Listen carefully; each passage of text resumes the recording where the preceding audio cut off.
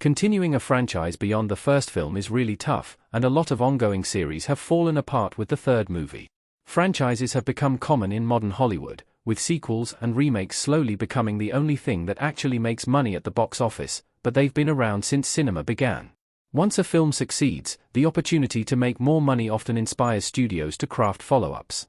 What makes the best sequels is tough to say, and some succeed by copying their predecessor, while others are great because they are so different. Either way, they have to capture the spirit of the first movie in some way. There are plenty of franchises with amazing first and second movies, but the third films present unique challenges. Threequels are under unique pressure to be different, especially if the first two films were so unique. Even if a franchise gets back on track later, third films are frequently a stumbling block. Home Alone. Alex Pruitt, Alex D. Linz, and his parents in Home Alone 3 smiling in the kitchen of their house. John Hughes penned 1990's Home Alone, and it has become one of his most beloved movies. Anchored by a stellar performance from Macaulay Culkin, the movie blends comedy, action, and heart to craft a perfect family film. Home Alone 2, Lost in New York followed a few years later, and captured the fun of the original. The first sequel arguably stretched the concept to its limit, so Home Alone 3 was required to make some changes. Unfortunately, it opted for a needlessly dark and mean-spirited plot, and it got lost between copying Home Alone and trying to do its own thing. It would also set a precedent for all the abysmal sequels that followed. Beverly Hills Cop. Timothy Carhart as DeWalt and Eddie Murphy as Axel fake smiling in Beverly Hills Cop 3. Beverly Hills Cop continued Eddie Murphy's hot streak in the mid-1980s, and it's arguably the film that helped make him a bona fide movie star. The action comedy was practically begging for a sequel, and Axel Foley's return seemed quite easy to contrive. Though Beverly Hills Cop 2 wasn't as good, it was still quite fun.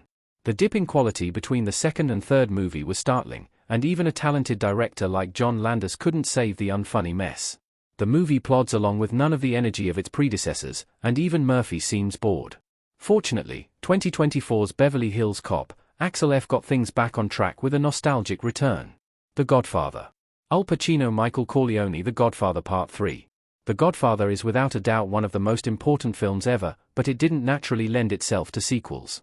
However, The Godfather Part 2 arrived a few years later and came quite close to beating its predecessor in terms of quality.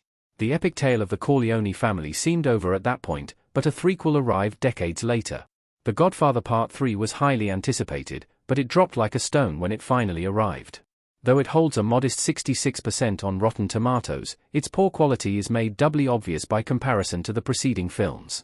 Questionable casting, lackluster storytelling, and a purposelessness make The Godfather Part 3 the most unnecessary sequel ever. Shrek. Shrek smiling at Artie by the campfire in Shrek the Third. DreamWorks is one of the only animation studios to truly take it to Disney, and they were riding high in the aughts thanks to movies like Shrek. The endlessly open world of the first film rolled perfectly into Shrek 2, and the sequel surpassed the first by having even more of what made the original film so good. Making another movie was a no-brainer, and Shrek the Third offered a natural progression to the story that served the characters well. Unfortunately, it lacked the same narrative clarity, and the humor was noticeably poor. Shrek Forever After was a bit better, but the franchise couldn't recover from back-to-back stinkers. Shrek 5 is currently in the works. X-Men. Magneto's Brotherhood of Mutants assembles for X-Men The Last Stand's final battle. Though comic book movies are old news today, films like X-Men were still fresh and interesting in the early 2000s. After the first movie introduced the larger mutant universe with a brilliant script, X2 was able to keep things going with an even bigger adventure that developed the characters like the comics. Sadly, X-Men, The Last Stand fell into a common superhero movie sequel trap. Borrowing several notable storylines from the comics, it was unable to balance all of its disparate plots. Each larger arc would have been perfect for the movie, but it jammed them all together. The franchise got a soft reboot with First Class, and got back on track. The Mummy. Michelle Yeoh fighting in Mummy, Tomb of the Dragon Emperor. Universal has been trying to reboot their classic monsters for decades, but 1999's The Mummy is the only one that has worked thus far. By making it an action-adventure story with horror elements, the Brendan Fraser vehicle brought the monster into the modern day and gave it obvious franchise potential. The Mummy Returns was a worthy successor in 2001. Coming nearly a decade later, 2008's The Mummy, Tomb of the Dragon Emperor was a noble failure. Leaving Egypt behind was an interesting choice, and the film's cast was stuffed with new stars. However, the action was boring and the script was practically incomprehensible. The third movie ostensibly killed that era of the Mummy franchise for good. Sam Raimi's Spider-Man. Tobey Maguire as Peter Parker in his apartment in Spider-Man 3. It's impossible to overstate how groundbreaking Spider-Man was when it premiered in 2002, and it is one of the best superhero movies ever made. Sam Raimi's playful style was perfect for a comic book movie, and Spider-Man 2 was somehow even better. The duology truly felt like comic book adaptations, and Spider-Man 3 was highly anticipated. The larger-than-life style continued, but the movie tipped too far into goofy territory. A lot of the drama was traded for laughs, and Spider-Man 3 had far too many villains to juggle. The inclusion of Venom was an exciting prospect for comic fans, but the movie wasted the iconic villain. There's a reason Sony scrapped the Raimiverse and rebooted Spider-Man. Alien.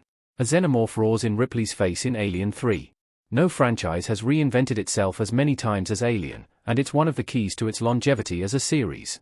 1979's Alien blended sci-fi and horror like never before, and James Cameron's Aliens focused on action with horror elements.